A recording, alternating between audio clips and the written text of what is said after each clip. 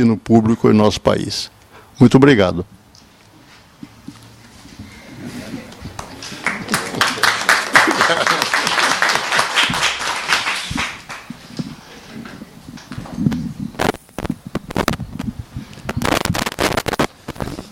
Mais uma vez, professor Síndio, agradecemos muito. Eu, inclusive, gostaria de fazer o gancho. Acho que, da mesma forma que temos muito a aprender e trocar de experiências com a economia solidária, temos muito a aprender da nossa história da educação popular. Eu acho que a economia solidária e a educação popular partem dos mesmos princípios e, infelizmente, ao longo dos anos, eu acho que perdemos um pouco o espírito da educação popular dentro, na perspectiva da educação de jovens e adultos, mas seria mais um elemento que precisa ser resgatado para enriquecer, né, a forma de ver a gestão das políticas públicas. Então, mais um parceiro. Obviamente, quando se discute a questão da educação de jovens e adultos e gestão social, é, né, necessariamente a universidade. E é necessariamente não só, mas, né, o papel da extensão e educação de jovens e adultos, historicamente, tem sido extremamente importante desde o século passado, né? Então, eu gostaria de agora passar o microfone para o professor Elviro Mar Flores, do Decanato de Extensão da UNB.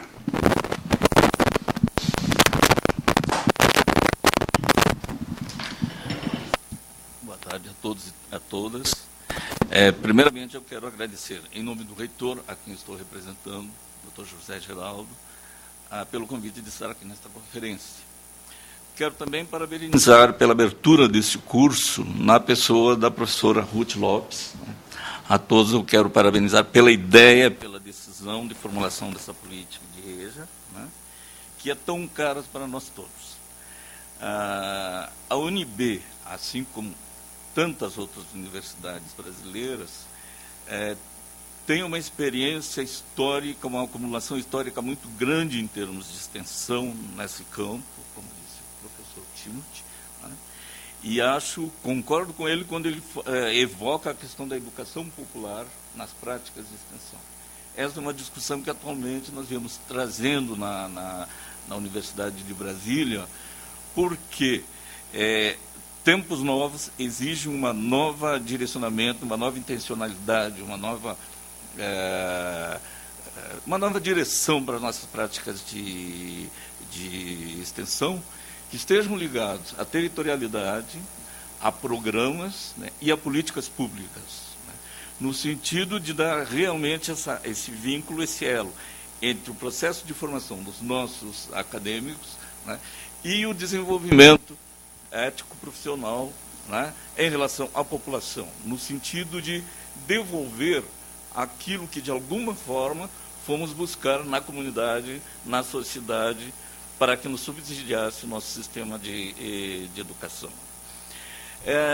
Na leitura de um texto da professora Maria Luísa Angelim, que está aqui, eu descobri que dados do PNAD nos diziam que, em 2013, 68 milhões de brasileiros com mais de 15 anos não tinham o grau de escolaridade fundamental completo.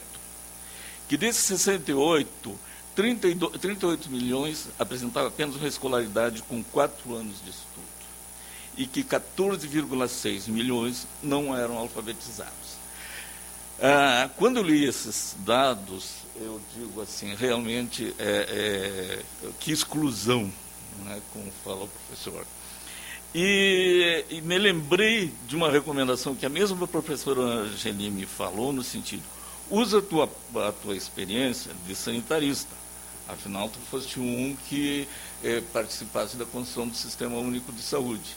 Até porque eu acho que a saúde, o campo da saúde, nos traz algumas lições, nos traz algumas ideias de incentivo, de otimismo, de como fazer, de como tocar essa política, né, de superação desses índices tão cruentos de exclusão, né? Bom, pensando saúde, pensando em educação, né, realmente ambos os campos se referem a uma questão, ao mundo das necessidades, né, ao mundo do trabalho, ao mundo da construção da sociedade e ao mundo da construção dos homens entre si, né, das relações entre si e nas relações com a natureza. Lembro que nas nossas discussões, lá nos idos de 74, né, período férreo da ditadura militar, a gente já falava em alguma coisa que os serviços de saúde, né, a instituição de saúde, ela tinha um princípio, né, de eficiência que nos dizia que se uma unidade, um profissional de saúde, no momento em que se sentisse incompetente para resolver o problema dos seus clientes, da sua comunidade, deveria encaminhar esse problema, esse paciente, a um nível de serviço de complexidade maior, até que a sua necessidade fosse resolvida. Bom, como necessidade é algo que é inesgotável, né, e graças a Deus é o que nos dá essa capacidade de estar crescendo sempre, de estar aprendendo sempre, certamente, na medida dessas necessidades, a educação ela apresenta, claro, necessidades urgentes de reformulação na perspectiva de um sistema de ensino para o século XXI. Nesse sentido, eu quero lembrar também que a saúde me ensinou alguma coisa no tipo, olha, temos 3 níveis de complexidade nesse sistema de saúde. Um que é o básico, um que é o básico, que resolve 80% dos problemas de saúde, né, 80% dos encaminhamentos hospitalares, um que é de média complexidade e um que é de alta complexidade. Parece que na educação essa coisa se coloca, mas claro que se coloca de uma outra forma, porque ela indica no seguinte sentido: esses níveis de complexidade que se colocam para a saúde, que podem ser interrompidos utopicamente, ou melhor, é meu desejo que esses níveis de complexidade no campo da educação não sofram uma interrupção. O que significa isso? Que educação de jovens e adultos não deve ser, como disse o companheiro, uma educação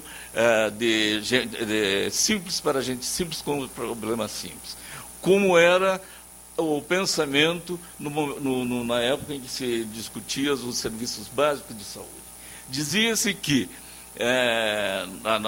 as grandes populações não assistidas, e vejam só, em 1974, apenas no Nordeste, nós tínhamos 22 milhões de brasileiros que não conheciam sequer um profissional de saúde.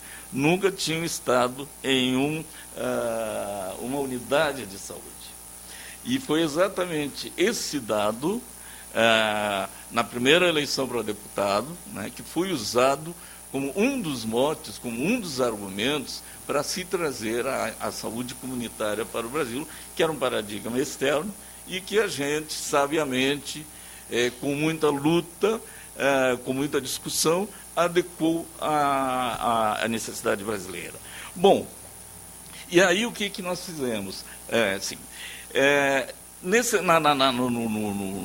jogo desses 3 níveis de complexidade, parece que, na questão do campo da educação, a necessidade aponta para alguns avanços que nos diga, que nos aproxime da institucionalização da educação de jovens e adultos. Institucionalização no sentido de que tenha um lugar definido no Sistema Nacional de Educação e que tenha também possibilidades plenas, abertas, universais, equânimes, né, e integrais, para que esses profissionais, esses cidadãos excluídos, a exemplo do que propugnamos para o campo da saúde, possam transitar do nível básico ao nível superior. Da mesma forma que nós dissemos que, na saúde, o cidadão, por uma questão de universalidade, de equidade, de direito, de cidadania, ele tem tem que ter o caminho livre desde da atenção básica até o nível mais complexo da atenção. Nesse sentido, então, para terminar, parece-nos que o Sistema Único de Saúde nos ensinou a necessidade da inclusão de ambos sujeitos, de ambos atores sociais, na mobilização, na luta pela educação de jovens e adultos. E, como exemplo, nós temos uma rede de conselhos, uma rede de redes sociais que se articulam permanentemente nas lutas para a saúde. É claro que há retrocessos, mas há também grandes avanços. E como exemplo, por exemplo, das universidades, eu quero citar que recentemente, na nossa universidade, na UNB, nós acabamos de promulgar uma resolução que trata do Conselho Comunitário de Saúde, de Educação, onde a política do EJA, representantes da política do EJA estão incluídos, no sentido de que nós achamos que a universidade, como extensão, ela não dá conta da EJA. Ela é um laboratório riquíssimo, respeitadíssimo em termos de produção de conhecimento e tecnologia, mas essa luta nós temos que levar para a sociedade toda. Muito obrigado.